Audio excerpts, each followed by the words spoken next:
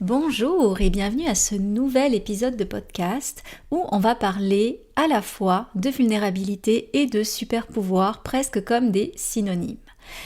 Mais avant, ce que j'avais envie de faire, c'est peut-être de rapidement me présenter pour ceux qui atterriraient pour une première fois sur ce podcast. Alors je suis Marie-Ève Lessine et en 2015, même avant, j'ai créé un écosystème que j'ai appelé Let It Be Méditation pour faire méditer, pour apprendre à méditer et surtout pour former les futurs professeurs de méditation. J'interviens aussi régulièrement en entreprise et je pense que on a, en tout cas je dis on parce que on est trois maintenant chez Let It Be avec Karine et Jessica.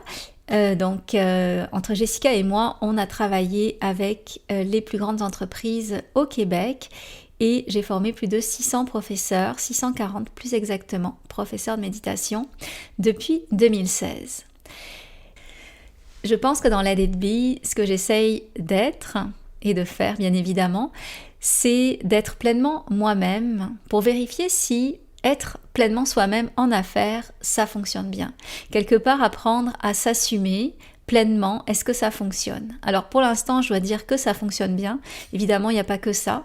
On a tous en fait nos atouts, ce sur quoi on mise. Et moi, je mise vraiment beaucoup sur ma passion pour les études, mon côté intellectuel.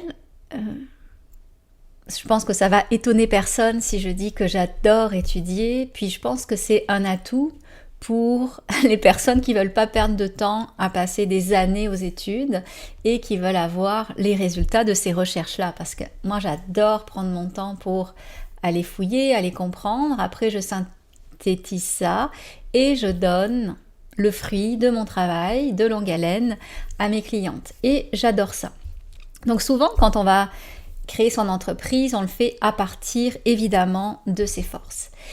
Et là, en vous présentant cela, c'est comme si je partais dans mon podcast avec l'angle sur créer une entreprise, puis vous allez l'entendre, je vais parler de vulnérabilité, mais je veux qu'on transcende ça. Tu sais, c'est pas par rapport à son entreprise ou son projet de cœur, c'est par rapport à qui on est profondément, puisque je vais parler de vulnérabilité et que ces vulnérabilités-là, elles vont au-delà de qu'est-ce qu'on fait au travail. Et quand je veux parler de nos vulnérabilités, je vous donnerai pas une définition. J'ai cherché des définitions de vulnérabilité, mais je suis plus allée vers les synonymes qui me parlaient parce que je veux le prendre vraiment comme quelque chose de très large.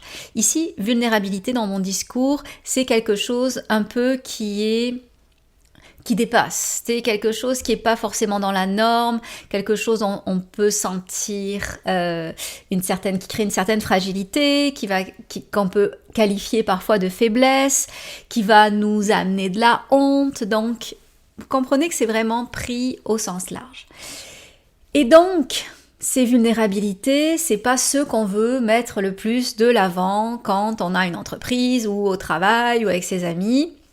Au contraire, on travaille sur soi, n'est-ce pas, pour essayer de minimiser son problème. Je choisis ce mot justement, mais je ris dans ma barbe parce que vous allez voir à quel point c'est pas un problème.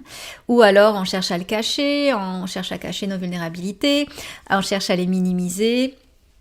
En fait, ce qu'on voit, c'est que souvent on va voir nos faiblesses comme étant quelque chose qui n'est pas à arborer.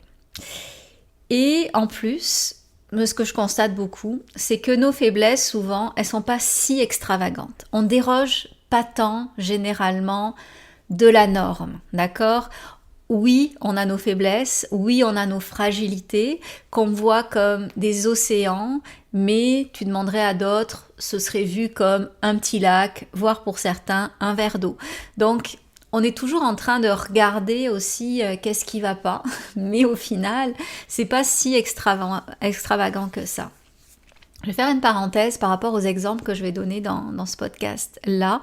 J'ai réfléchi à des exemples que je pourrais donner et volontairement, je ne vais pas donner des exemples qui soient autres que mes propres exemples ou des exemples de célébrités parce que, écoute, je me suis vraiment sentie un peu présomptueuse de dire Et ça, c'est chez quelqu'un, c'est une vulnérabilité. Et peut-être que cette personne-là, bon, même si j'aurais pas donné les noms, elle l'aurait pas vu comme une vulnérabilité. Donc, me dire que finalement, ce que je vous amène, je les vois comme une certaine fragilité à certains moments de ma vie, mais ça n'engage que moi, bien évidemment. Puis évidemment aussi, je vais vous faire un exercice pour que vous-même, vous puissiez déceler c'est quoi vos vulnérabilités à vous. Alors, les vulnérabilités que j'ai eues et que je voulais mettre de l'avant, c'est petite, je manquais mais cruellement de confiance en moi. C'était vraiment maladif et j'étais extrêmement sensible. Le nombre de fois où ma mère m'a dit Marie, faut que tu te ragaillardisses. Donc ça, c'est un mot qu'on utilise en France pour dire que tu te renforces, que tu deviennes plus gaillard, parce que un rien me touchait. Et je pense que c'est l'œuf et la poule avec la confiance en soi. Tu sais, cette hypersensibilité faisait en sorte que tu te sens pas équipé pour être dans le monde. Et comme tu te sens pas équipé, ben, tu perds confiance dans le peu de moyens que tu as pour être dans ce monde-là.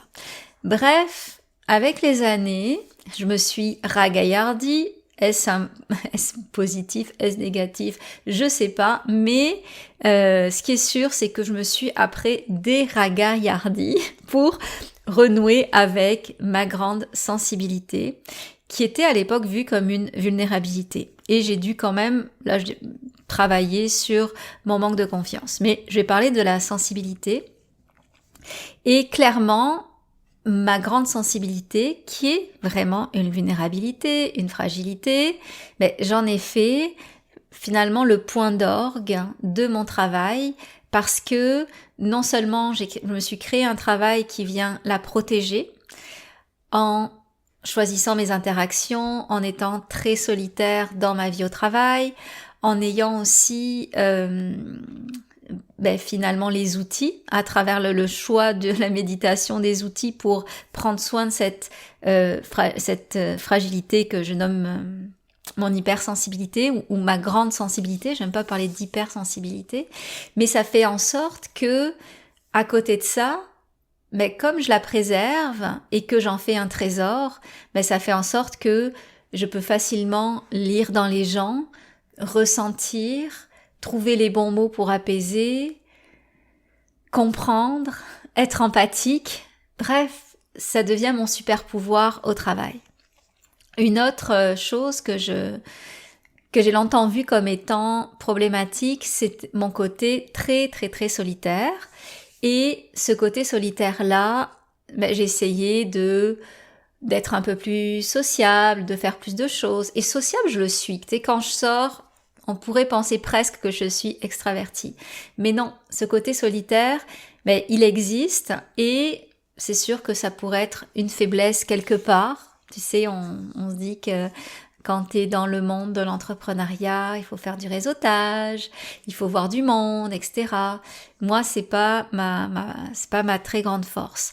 Mais mon côté solitaire, il me permet d'avoir beaucoup de temps en silence, beaucoup de temps pour moi, et donc de me préserver finalement une vie calme, une vie douce, qui n'est pas beaucoup remplie, et qui fait en sorte qu'après, quand je croise quelqu'un, au travail ou autre, mais là si je parle au travail, ça va faire que j'ai un grand espace en moi pour accueillir l'autre. Donc l'un dans l'autre, mes deux vulnérabilités, que sont mon côté très solitaire et mon hypersensibilité, c'est deux atouts magistraux parce que quand je suis en lien avec une personne, je peux lui faire un grand espace en moi pour qu'elle vienne se déposer, parce que généralement les gens n'ont pas la même vie que moi, puis sont très occupés, il y a beaucoup de choses, en tout cas il y a beaucoup plus d'agitation dans la vie d'une personne pas solitaire. Et donc j'ai l'espace pour les accueillir et ça vient pas me submerger parce que avant, après, j'aurais eu du temps pour moi. Et donc, quand je vous parle de ces fragilités-là, de ces vulnérabilités-là, je vous donne des exemples personnels, mais on pourrait aller encore plus loin. Tu sais, quelqu'un, par exemple, il y a une top modèle dans mes années qui s'appelait Cindy Crawford et elle avait un grain de beauté qui était placé au-dessus de sa lèvre. Et donc tout le monde lui dit « Enlève-moi ça, ça marche pas, si tu veux percer, c'est pas beau, il faut l'enlever ». Mais on pourrait dire que c'est une vulnérabilité, ça la rendait vulnérable, on lui faisait miroiter que ça l'a empêché d'avoir des contrats, mais elle en a fait complètement sa force. Je prends un autre exemple, c'est une autre top modèle canadienne, mais plus contemporaine. Elle a une maladie de peau qui fait qu'elle a à la fois la couleur blanche et à la fois la couleur noire, donc comme vraiment dans un pattern sur sa peau, et elle a choisi de devenir mannequin. Donc on pourrait se dire que c'était comme sa vulnérabilité, c'est qu'elle n'était pas dans la norme de qu'est-ce qui était attendu comme mannequin, mais elle a choisi d'en faire finalement sa force, de le montrer au pinacle. L'exemple le plus spectaculaire, je dois dire, mais là il faut que je retrouve la référence, c'est Philippe Croizon. C'est un Français qui n'a ni bras ni jambes et qui s'est donné comme défi de traverser la Manche. Donc la Manche, je ne sais pas si vous savez, c'est cette mer qu'il y a entre la France et l'Angleterre. Et pas de bras, pas de jambes, il traverse la Manche, 33 km à la nage, n'est-ce pas?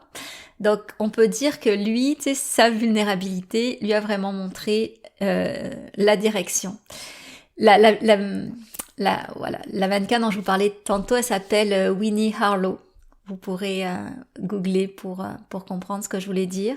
Sinon, il y avait aussi Mylène Paquette, c'est une navigatrice québécoise qui, elle, a traversé l'Atlantique. Mais c'est quoi sa vulnérabilité? C'est qu'elle avait peur de l'eau, quand même, n'est-ce pas? Donc nous, avec nos petites vulnérabilités, oh, je suis un peu trop sensible, oh, je suis un peu trop solitaire, oh, je manque de confiance en moi, mais au final, ça nous empêcherait pas de faire des choses, voire même, ça pourrait être notre super pouvoir. Parce que dans tout ça, finalement, on a comme associé le mot vulnérabilité au mot peut-être singularité, et donc ces mots-là, vulnérabilité, c'est ma singularité, ce qui me rend singulier. Si je suis singulier, singulière, c'est que je suis pas dans la norme. Si je suis pas dans la norme, ben je suis peut-être trop, ou je suis peut-être pas assez. Donc moi, je suis trop solitaire, je suis trop sensible, pas assez confiante, ou en tout cas, ça c'est quand même un peu atténué, évidemment. Et alors que, au final, c'est ça notre, peut-être, un de nos atouts stratégiques. Et je dis pas que c'est blanc et noir, t'es comme, ça y est, notre première vulnérabilité devient notre super pouvoir, mais c'est pour aller dialoguer, ma proposition c'est d'aller dialoguer avec notre vulnérabilité pour que elle puisse nous apporter ses réponses sur pourquoi et comment finalement elle nous donne une direction vers ce qui pourrait être notre super pouvoir et comment aussi finalement elle peut contribuer à d'autres super pouvoirs qu'on peut avoir et que peut-être on appelle force. Alors ce que je vais vous proposer maintenant, c'est de faire un dialogue avec vous-même, supporté par ma voix. C'est une forme de méditation, mais vous n'êtes pas obligé de tout arrêter pour le faire. Juste un dialogue intérieur qui s'ouvre. Qui s'ouvre d'abord par le questionnement. C'est quoi ma vulnérabilité ? Alors je sens que je ne cherche pas à savoir qu'est-ce que ma tête me dirait comme étant ma vulnérabilité, mais je laisse venir à moi ce que je considère comme une faiblesse chez moi, comme quelque chose que j'essaye habituellement de cacher, de minimiser, une fragilité que je n'arbore pas avec fierté, au contraire. Alors je laisse venir à moi peut-être une image, peut-être des mots sur une vulnérabilité que j'ai.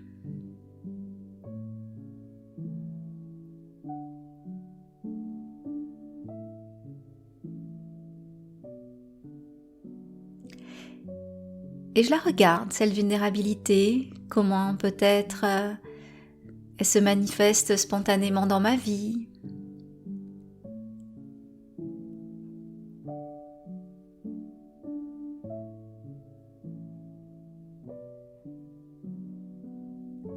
Qu'est-ce qu'elle crée chez moi?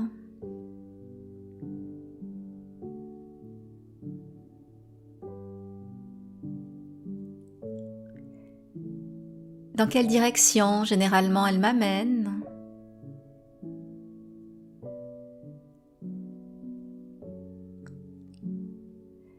Bref, je me mets dans le bain de ma façon habituelle de transiger avec elle.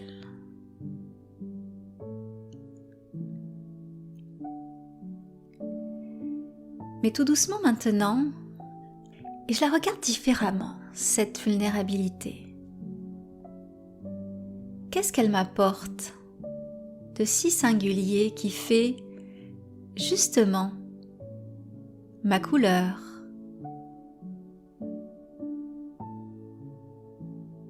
ma force?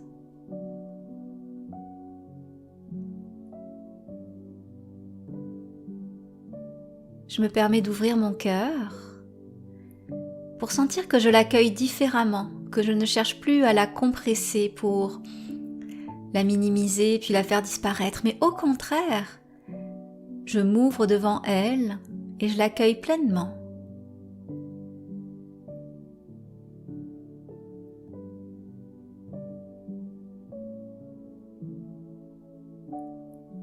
Et je me demande alors, quels sont tous ces pigments de beau, d'unicité que celle que j'ai appelée vulnérabilité m'apporte?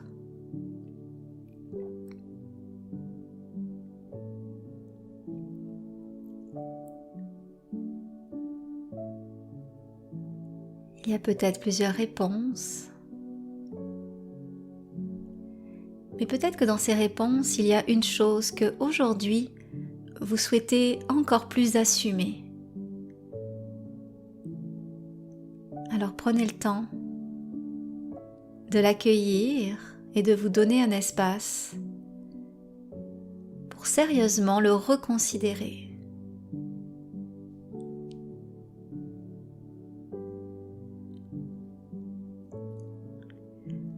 Alors je vais vous laisser là-dessus, mais je veux quand même vous dire, évidemment, que si ça vous titille d'enseigner la méditation, parce que ça vous plaît la méditation, vous adorez ça, vous en mangez, sachez que c'est possible de redonner sa passion.